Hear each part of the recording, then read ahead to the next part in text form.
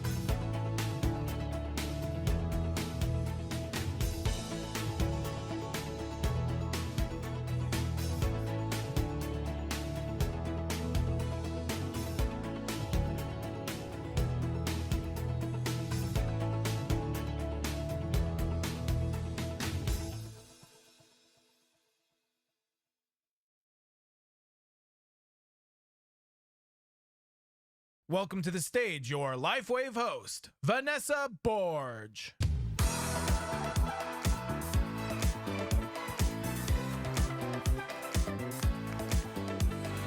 Wow! Hi, everybody!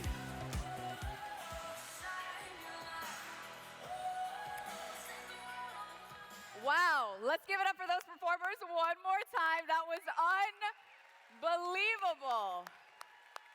And let's give it up for DJ AB. That has been quite a morning so far. I was going to ask you, how are you all feeling this morning? But I saw you dancing, so you got a lot of energy. In fact, I want to keep that energy going. So this side, how are we feeling?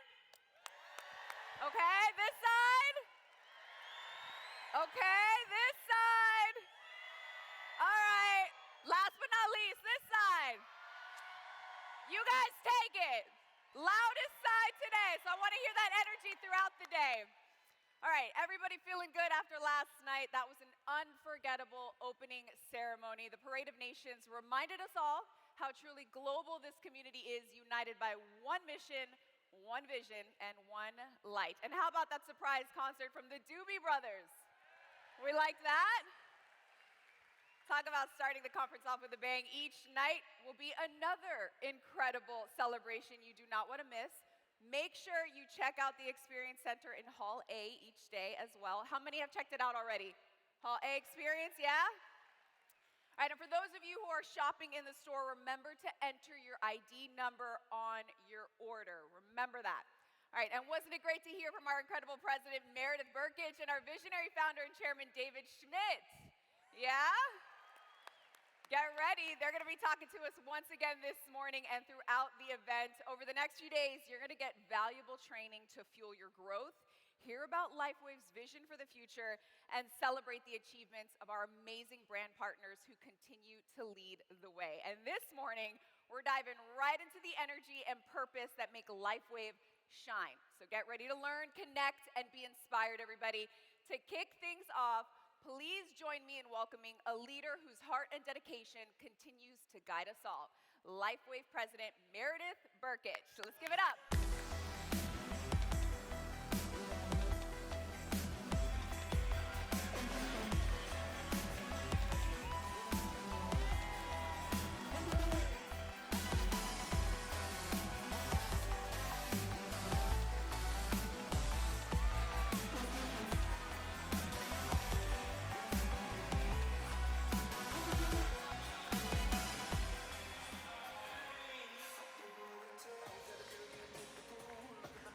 All right, all right, all right. Good morning, LifeWave. This is such a fun, incredible room, isn't it? I'm going to have a blast on this stage, and the cameramen are going to absolutely hate me. Camera people, I should say. All right, so what do you think? Are you ready to have life-changing couple of days? Are you ready to keep that energy going? Are you ready to come out here lit and transformed? How many of you got sleep last night, or how many of you were too excited to sleep last night? Which is it? Which is it? It was such a great day yesterday. You know, it was first for LifeWave. We've never done the breakouts before. And do you realize that attending the breakouts all in, over 4,000 of you came to the breakout. So thank you. A big shout out to all of our presenters and those of you that came to learn more about compliance, more about onboarding, more about obviously the new compensation enhanced plan that's coming out. And how about the first ever Hispanic breakout? As I understand, we had to ask some hush, hush, hush, because it was so exciting in there. The walls could not contain the sheer sound and energy that was coming from that. So it was just amazing, and just again, the first of many, many to come. And of course, the Doobie Brothers, so fun to get to hear. And I love how David actually chooses and selects every piece of entertainment when it comes to the bands and always puts a piece of himself in there because it's so important to him to share the experience with all of you. And so absolutely love that happening. But the most important, it's funny because, as we look at these events year after year, we absolutely do these surveys to find out how can we improve, how can we do better. But the number one takeaway that every year is the same year after year, it is the networking opportunities. It is the time that you have to learn from each other, even just maybe down standing in line waiting to get your matcha tea latte first thing in the morning. Or maybe it's because you're just standing in another line or in an elevator, but learning from each other. And that is what we do. We are in the network people business. And so those success tips that you gather to take home are the most important. We have invested a lot of time and effort into this to deliver to you. You have invested a lot to be here, and our intention is not to give a presentation. It is to absolutely engage you in an experience that can leave you illuminated and lit. And so and lit, yeah. My son is probably groaning right now, going, "Oh, Mom, you got to talk like me." But in any case, there are 5 pillars of our events that we plan. And we want to make sure, as they're up there on the board, think about these things right now as you're sitting in your seat and you're starting to take notes and get kind of focused here. This is definitely to inspire, but it is also to educate and to celebrate. It is a time for community, of us coming together, and of course, for purpose. And so a movement that we have here at LifeWave is all about belief. And these are the pillars of events that move us forward, because it is that belief, it is that movement that will help you with your actions to actually experience the successes in ways that you cannot imagine. And when you come out of conference, a lot of times how many of you have left a conference and been so excited, just so high and big on life, and you're just feeling like you have just discovered the secrets of the universe? Does anybody know what that feels like? Does anybody know that feels like? And you are so inspired, you're walking on clouds, and you get home and it's bubbling over, and you literally feel illuminated. And then you tell your friends, and they're going, "Okay, well, what did you learn? What did you take away?" And then you have this moment. The Monday mystery moment. It's like, well, I'm not really sure. And then you go and you look in your notes on your phone and you try to figure it out. You say, okay, well, what was it? And then you have these blurry, terrible pictures of people's shoes next to you on the floor. You don't even know how that one got in your phone. And then you took these, what were inspiring moments on stage, but you really can't remember what the person was talking about. And then that's not helpful. And then, of course, you just have these weird little notes that you took in your phone with words like, yes, and the fountain of youth. No, I didn't say that. But in any case, you're going to have all these things that you wrote down, and none of it makes any sense. So what we want to do is say inspiration is great, but it is a lot like helium. Okay, it will lift you up and have you floating out of the room, but it seeps out, it leaches out over time. So what's the most important thing that when we come out of this to talk about is, instead of the balloon, let's go back to our 5 pillars.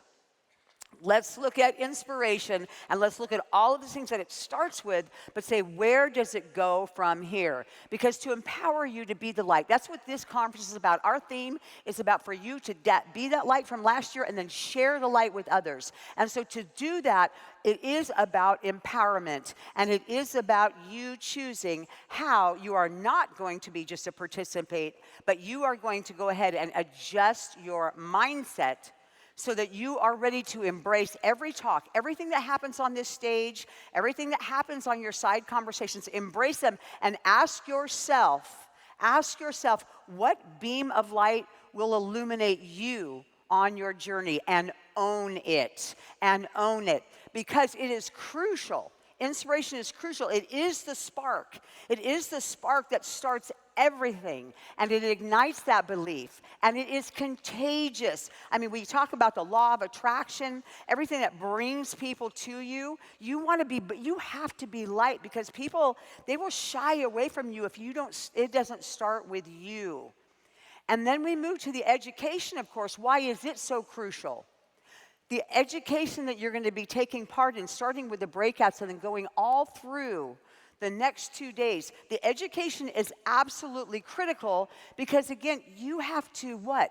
Know the way. You have to go the way, and you have to show the way for others to follow, because they need that confidence that they're going to get from you, because this is how you duplicate. When you own your own inner light and you understand how to fuel it, because this is when you'll understand that clarity that will help you duplicate your business. So I hope that you'll be really going into this with a clear mindset as you approach the next couple days that you've invested in, and we will be celebrating, and we will be recognizing communicate, because we know that this creates momentum. Because not only is it the celebration of the individuals who actually accomplish these great goals and are going to be up on this stage and getting their pictures taken, but when you look at them, remember that we always talk about how success leaves clues. Success leaves clues. And so when you're looking at recognition, again, what are we doing? Just obviously we want to celebrate people who are investing, but we want to say that celebration is all about showing, oh, okay, so then that's what I do if I want to be successful. And so the community piece of it about these events is so important, because here in this room right now, joining us virtually, there are over 10,000 points of light converging. 10,000 points of light converging. A collective LifeWave light that is being illuminated right now around the world. And what does the law of nature say? When light enters a room, when light enters a path, when light enters a person, what flees? Darkness. Darkness flees. It is a law of nature. And this is why it is so important that we shine and then starts to spread that light and spread that light. Because when we come together in these points, we're even brighter. And who is the brightest light at LifeWave? Who is the brightest light at LifeWave? So, in the moments that follow, let's honor this time together. It is an envisioned vision by our founder and CEO, David Schmidt, an assimilation to assimilate the inspiration and the education and the celebration and the community and the purpose in this room, who is shining a light for billions of lives to follow now and into the future. You may have heard it said that people say necessity is the mother of invention, but actually what I found is that divine inspiration is the actual key that unlocks the impossible. Sometimes I find it really hard to believe that this year I was issued my 200th patent, an accomplishment that makes me feel just so incredibly blessed. It's a testament that through the power of prayer, recognizing God as Lord and Creator, the power of persistence, and yeah, a lot of hard work. Patents on these and other inventions will ensure that LifeWave will only be growing bigger, stronger, and more influential for decades to come. As we continue to innovate and serve the needs of our customers, together we will be unstoppable. So, let's share the light and let's be the light. Please welcome to the stage inventor, philanthropist, founder, and chairman of LifeWave, David Schmidt.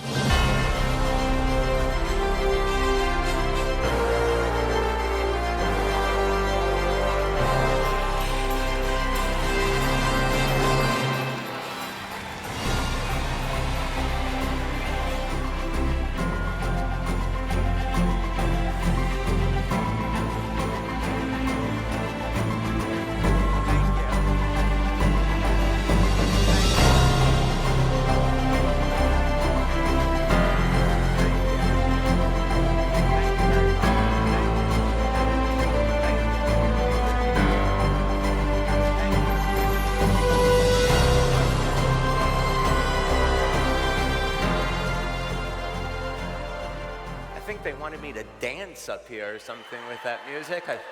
That will never happen.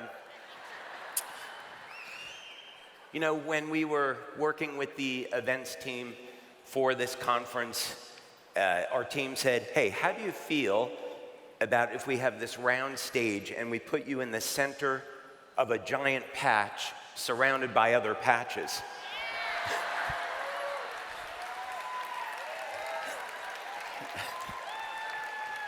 So I said, yeah, okay, sure, sounds good.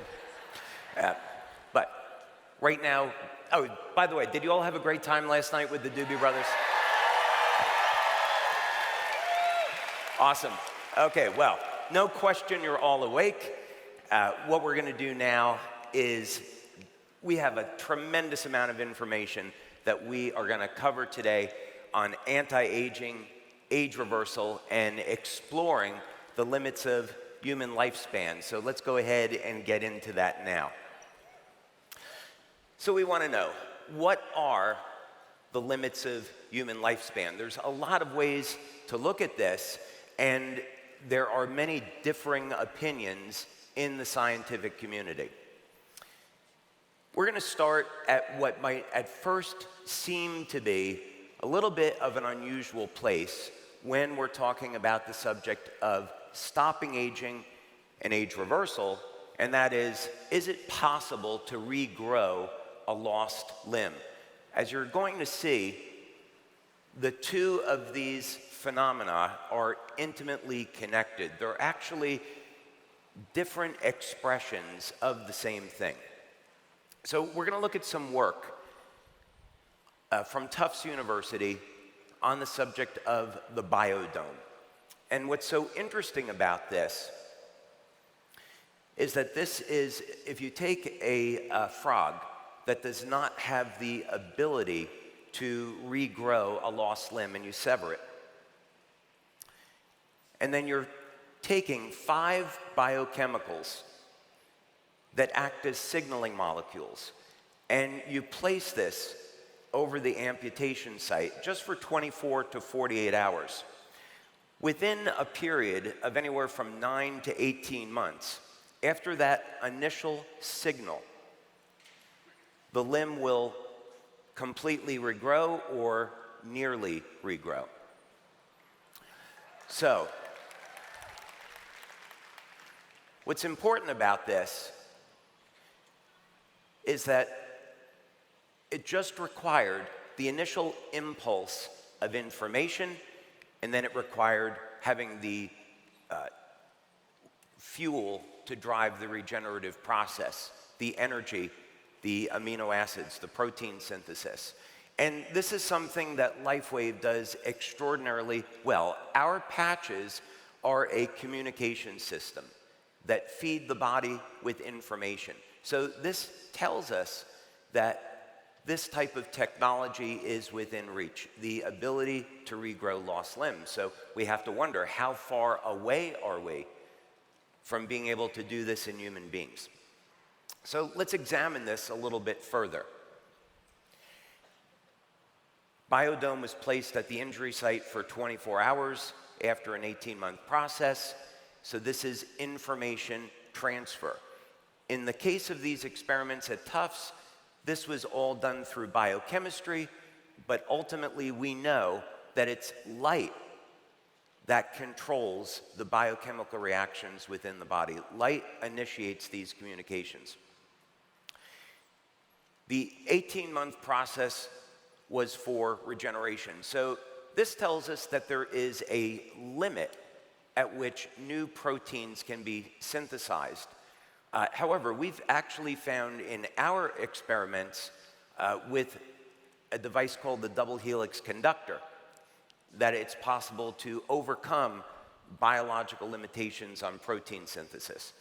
But in any case, the important part of this is that regeneration requires energy. So you can think about this in your own life if you have an injury that has not healed. First, introduce the signal to initiate healing. And that can come from a variety of different means, the correct biochemistry or light, such as with our patches. And then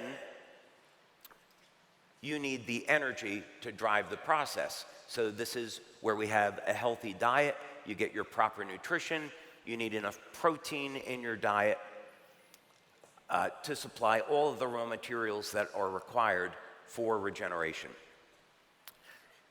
So when we're going to look at a very complex subject, such as human aging, we can distill this down into the principles of energy and information. So in everything that we're going to be covering today, I'd like you to keep this in mind. Keep coming back to this idea. If it seems too complicated, keep coming back to this idea that this is all being driven through energy and information. So why would aging be any different than this? If we provide the information and the energy to a biological system, we should be able to reverse human aging. And as you're going to see, this is absolutely possible. So one of the questions then is, if we know what it takes to drive mitochondrial energy, which is going to be the source of energy production in our cells, where do we get the information from to drive the regenerative process? So we're going to look at clues. And we're going to look at nature, and we're going to also look historically at human aging and see what we can find. And a place to start, interestingly enough, is story of the tree of life. So we look at this quote from Genesis 3:22. And as you know, the Bible was written in Hebrew, but we're looking at it in English right now, and it's important for us to have that frame of reference. So God says, okay, well, now that man has sinned, if he eats from the fruit of the tree of life, he'll live forever. So Adam lived 930 years. The question that we ask ourselves is this a real, factual account, a historical account? Is that a real number? Or is this just a story that was made up? Is there anything that we can point to, any information that would allow us to see, is this a real, true number? Because the implication is that if these ages that are recorded in the Bible are true and factual, it means that human beings have already lived to be more than 900 years old, and now this is a process of rediscovery. We have to understand how was that possible. So we're going to convert the English over to the original Hebrew and then use gematria to convert those letters back over into numbers. So if we take the phrase tree of life, depending on the calculator that we use, we come up with the number 66. What's interesting about this is that 66 is a harmonic of the number 528, if we think of this in musical terms. So in other words, we're going to look at the number 66 as a frequency, and then we're going to double that frequency to get a harmonic, and we come up with 528. So we look in the literature, and interestingly enough, what we see is that a frequency of 528 hertz has been used to regenerate damaged DNA. So incredibly, embedded into the story of Genesis and the story of the tree of life is numerical information that tells us how to regenerate damaged DNA. There is no way that could have been known thousands of years ago, if we believe in the way history was telling us. But let's look at some clinical studies, because this is actually very interesting. We're in California. I thought some of the men here might be interested in knowing how do you elevate testosterone, right? It's not summer, but we are still in California. So there's not a local Radio Shack, I think, that's open anymore where you can go out and get a frequency generator. But you men, you might want to know 528 hertz elevates testosterone production. Pretty cool. So this is an example of how we're using energy to control the biochemistry of the body, not necessary to get external injections of testosterone. Another example, if we use a different way to calculate the tree of life number, it comes up with 159. Now, in this example, what we're going to want to do is convert that over into a wavelength of light. And you can do this very simply with an online calculator. There's a very well-known formula for converting frequencies over into nanometers, and light is in the nanometer range. So in this particular case, we convert the tree of life frequency over into a wavelength of light, and we come up with 857 nanometers. Why is that significant? Well, research has shown in this band of light that this activates mitochondrial energy. And time again, what's been demonstrated in clinical studies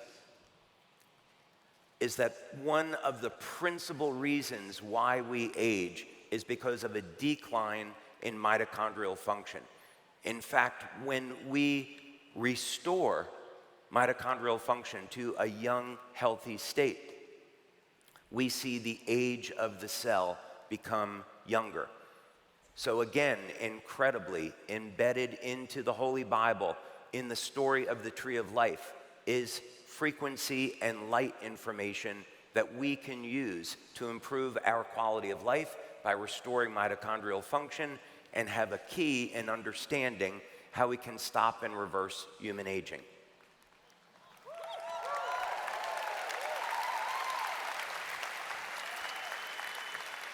So, what can we take from all of this? All living systems depend on energy to survive. You stop energy production in a cell, and the cell dies, so this is known. All living systems depend on information. We're constantly collecting information in our environment, and we're responding to it. So our cells are constantly responding and adapting with this very complex communication system of information using light. Experiments demonstrated that it is possible to regenerate a lost limb in a species that doesn't have this capability simply by providing energy and information.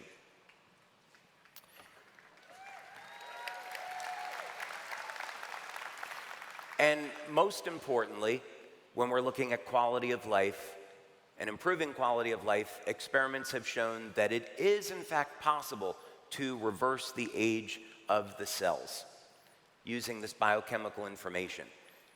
And we see evidence that the information presented in the Holy Bible is in fact true. So this is exciting. So it means that the potential exists that human beings have already lived to be over 900 years old, and now we just have to rediscover how that could be possible. So next up, let's take a look at what the current limits of human lifespan are and what we can do about that. So let's go to the video.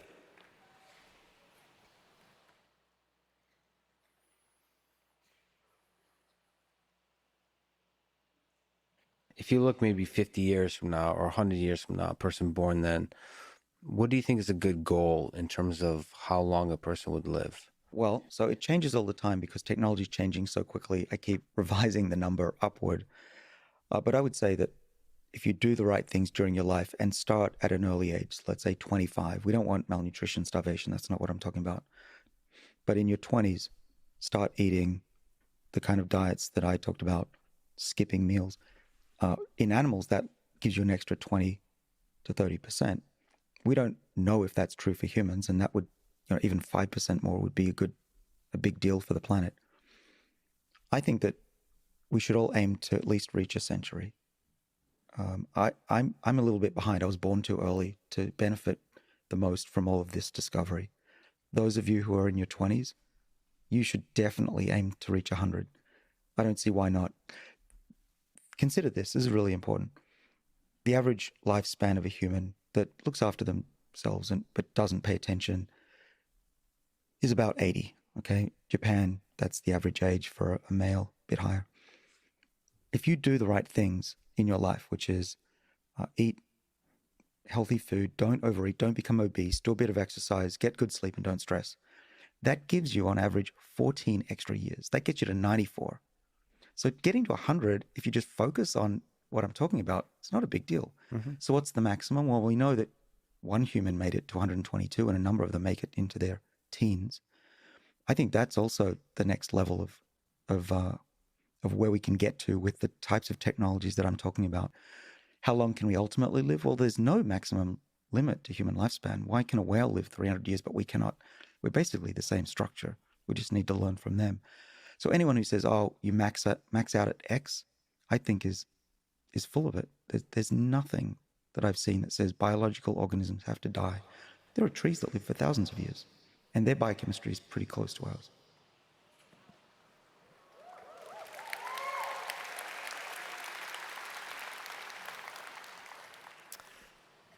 Okay. So there's many different views in the scientific community on limits of human lifespan. Dr. Sinclair is focused on this subject, and I'm happy to see that he believes that there are no limits of human lifespan, like many people in the anti-aging and age reversal community. But let's take a look at this a little bit deeper. Here's an article that's from Nature, a well-respected journal, and looking at the evidence for human lifespan. And in this article, the author states, well, we might expect that humans might live to be a maximum of 115 years old.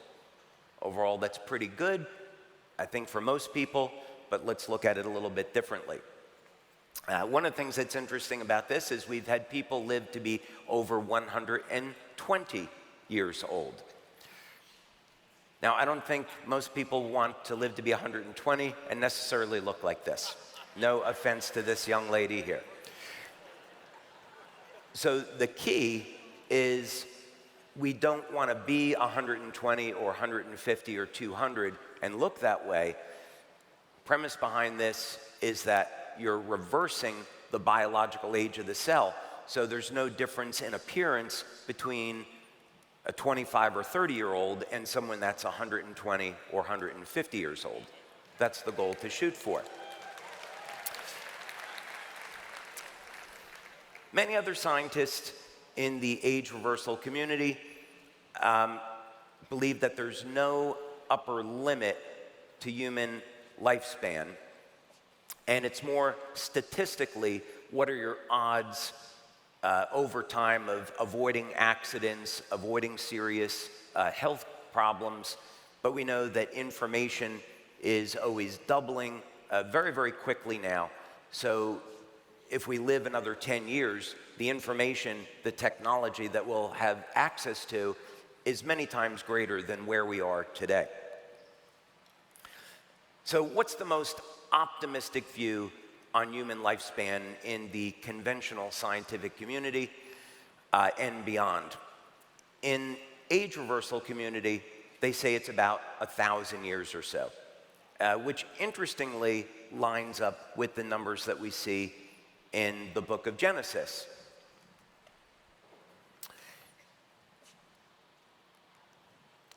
So what does science tell us about what we can expect in our lifetime now? There's some articles, again, out in Nature, which suggest that given current technology, they obviously don't know about LifeWave, they would put human lifespan somewhere around 100 years or so, which I don't think makes sense at all, given the pace of development. So we look to nature. In our labs, we study biomimetics. So this means we want to look to natural living systems for answers. Why try to invent a new technology when nature already provides us with a guide? We simply have to study species that defy normal human aging and then see what we can learn and then apply those principles over to human beings. So let's take a quick review of some species that age in a different way than human beings, or they don't age at all. We'll start with the bowhead whale. Longest living mammal, up to about 200 years of age, and they have a slower metabolism than human beings, and they live in very cold waters, so this is a contributor to their very long lifespan. Now we can go way over to the other side, and we look at the glass sponges with lifespans of 10,000 to 15,000 years. King's holly in Tasmania, 43,600 years. There's a single colony of Mediterranean seagrass, over 100,000 years old. So there are plenty of examples that we can study. You say, well, this is a plant. We can look at the species of bat, brant bat. They should only live to be 2 or 3 years old because their metabolism is so rapid. And when the metabolism is faster, that means you're producing much more oxidative stress, and the oxidative stress damages healthy cells. But interestingly, we can study the bat, and what we find is that they've developed a mechanism. They've been created with these remarkable biochemical systems that adapt to their stress so they can fly. And they can live to be 30 years of age. So this would be the equivalent to 180 years in human beings. So this means now we have a biological model that we can look at and mimic and create new technology and apply it to human beings. So what are some of the things that we see in bats? Well, they have exceptional control over the length of the telomeres, meaning that their cells can continue to divide without the telomeres shrinking. So this is a key factor in longevity. In addition, they have a mechanism by which their cells repair DNA. Now, we already know about biochemistry and energy medicine that will do the same thing. For example, if you keep your glutathione levels elevated, I'm not making a medical claim about our patches, saying if you happen to use a method like taking an N-acetylcysteine supplement for elevating your glutathione, studies have shown that elevated glutathione in the cell will repair damage to the DNA before the cell divides. And there are other mechanisms as well. So efficient DNA repair. Control of inflammation. Inflammation damages healthy cells, can cause breaks in the DNA, and bats have developed a mechanism to do that. So a method for human beings is controlling stress. If you happen to have a product or a technology that can control stress, then you might have a way to do this. I'm just saying. And then also, if we understand what is driving cancer, the standard definition, of course, is that a cancer-causing substance gets into the cell, mutates the stem cell, and then this replicates into a cancer cell. So again, bats have developed mechanisms for dealing with this. But what about human beings? Keep this moving along. Now, let's again go back to the Bible for a moment, and we want to look to see, is there any evidence for these fantastic ages that are in the Bible? And I would encourage you to do this yourself, and you can use any various AI program to make this easy. ChatGPT, Grok 4, whichever one you care to, but make it very easy. So first, you can get a list of all the names that are mentioned in the book of Genesis, along with their corresponding ages, and then this is the list that you'll get. And you'll notice, of course, immediately a trend to where the age starts at 930 with Adam and then goes down to 205.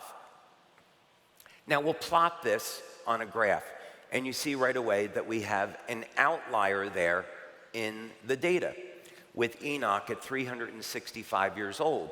Now, what does the Bible tell us about Enoch?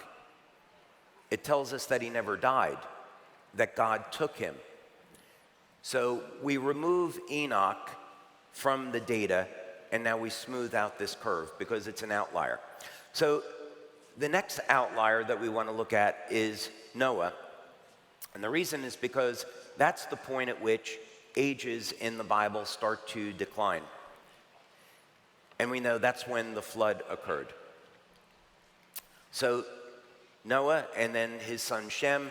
Noah was 600 years old when he entered the ark before the flood. Shem was 98 years old.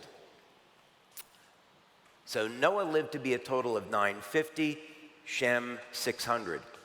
That's very interesting. So we might say, were the conditions that people lived in on the earth different before the flood than after a flood that attribute to this change in lifespan? We might be able to form any number of different theories or hypotheses about this, but it's worth reflecting and thinking about. In any case, we take these ages and we spread them out over time, and we can now ask AI, is this decline in aging statistically significant? Are these just random data points, or is this a statistically significant decay curve? And it turns out that these aren't random numbers at all, that this is a biological decay curve, meaning that we can rely on these ages in the Bible as being true and factual. So we know people lived to be over 900 years old before the flood. Now we just have to figure out why. So the short version of this is that there's evidence that the ages in the book of Genesis are true and factual. So people have already lived to be over 900 years old. So we can, if that's the case, then we can look at how to create technology to duplicate this. And we can look at further evidence. So let's go back now and see what's in the current scientific literature. Is there any evidence that humans can be regenerated to a more youthful state?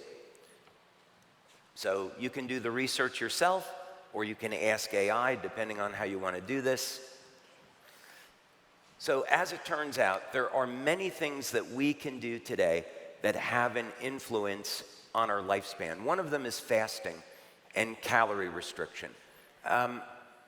This is going to do two things. Number one, it's going to help clear out zombie cells from the body, and it's also going to reduce the amount of oxidative and inflammatory stress that we experience. So calorie restriction and fasting are known to be methods that we can use to increase our health span and our lifespan. Exercise. Exercise is perhaps one of the most reliable ways of improving longevity. We know that most people, when they get to age 70, they experience sarcopenia, muscle wasting, and because they haven't committed to a life of exercise, that means now also their bone density is going to decrease and make them more susceptible to injury that they may not recover from. In addition, studies have shown that we can use very specific methods of cardiovascular training, which I'm going to teach you during the course of the next 2 days. 80 seconds of the correct type of cardio training per week is enough to cause regeneration in the human heart.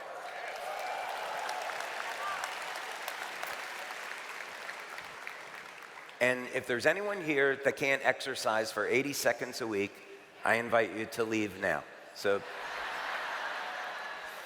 But please stay. Okay. Another method that's incredibly simple, this was discovered by Dr. Bruce Ames, on the combination of acetyl L-carnitine and alpha-lipoic acid. This combination, both in vitro and in human beings, has shown to boost mitochondrial function and in turn cause older cells to look and function like younger, healthier cells. Oxytocin, the hormone of love. We speak about this frequently at LifeWave, that if we can elevate our oxytocin levels, we can regenerate the muscle tissue in the body back to a younger, healthier state. Yeah. I'll go for that. So we simply adopt an attitude of love and kindness towards others. This has the benefit that we reduce stress on our system. And doesn't matter if you're 70, 80 years old and above, elevating oxytocin causes those older muscle cells to regenerate to younger, healthier cells. Copper peptide. Copper peptide will reset 1/3 of the human genome back to a younger, healthier state. So we very clearly have evidence that age reversal, again, is possible with a simple peptide. Carnosine. So supplementation with carnosine, or beta-alanine, which is the precursor to carnosine, in studies going back 20 years, has shown that this will help to protect the telomeres from degradation. And in experiments with mammals, with mice and rats, there have been 30 to 40% increases in human lifespan. In lifespan in mammals, in those rodents. So now we can see that we have multiple methods that we can employ on a daily basis that are very simple, that will have a practical impact on our age. Glutathione, consistently in human beings that live to be over the age of 100, one thing that they all have in common is their glutathione levels, and it's very understandable why. Glutathione is the body's master antioxidant. It protects the cells from oxidative inflammatory stress and helps to repair damage to DNA. So for example, you go out in the sun, you get too much exposure to the sun, and you get breaks in the DNA. Glutathione will regenerate and repair the DNA before the cell divides, not passing that mutation on to a future cell. This is very well known in the literature. And restoring NAD. So a lot of the work that's being done today on age reversal is looking at precursors to NAD, such as NMN and NR, and even niacin. Just regular basic vitamin B3 niacin is a precursor to NAD and can help support your NAD levels. We found in our studies with X2O that the X2O water will initiate increases in NAD levels. More on that later. So what can we take from all of this? Well, in the scientific community, some of the consensus is that human lifespan is limited to 120 years. But also, there are scientists that think that there is no upper limit to human lifespan, or maybe that will peak out around 1,000 years.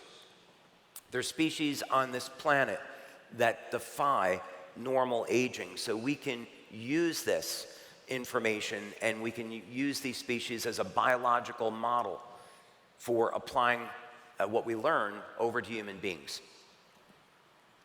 There's evidence that the ages in the Bible are true and factual.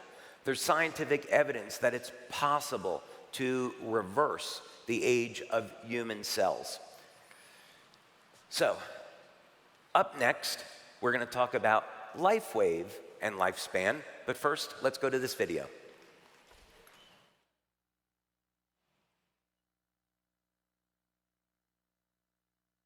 I simply define aging as the lifelong accumulation of damage in the body that is generated as side effects of the normal metabolic processes that keep us alive from one day to the next.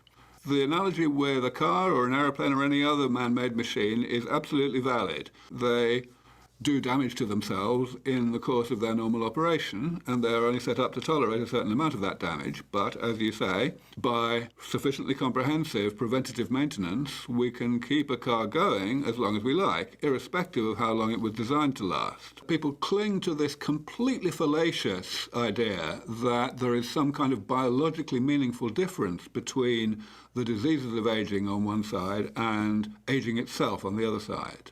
There is no such thing. Everything that predominantly goes wrong with people late in life and not early in life is part of aging, whether we call it a disease or not. How does this play out? Like, what should people be ready for? It's a very, very important question. And I believe that actually the next few years, the next 3 to 5 years, are going to be the critical ones, because that's the period during which this already increasing, burgeoning understanding of the imminence of these technologies is going to really take off and become general. Most people will realize that these therapies are probably coming soon, probably in time for them. And that's the point when they're going to make changes to their lives as a result of expecting to live a lot longer than they previously expected to live. We have to really urgently develop new products that will be ready to roll out when this change in people's expectations of how long they're going to live starts to happen. Because when it does start to happen, it's going to spread like wildfire.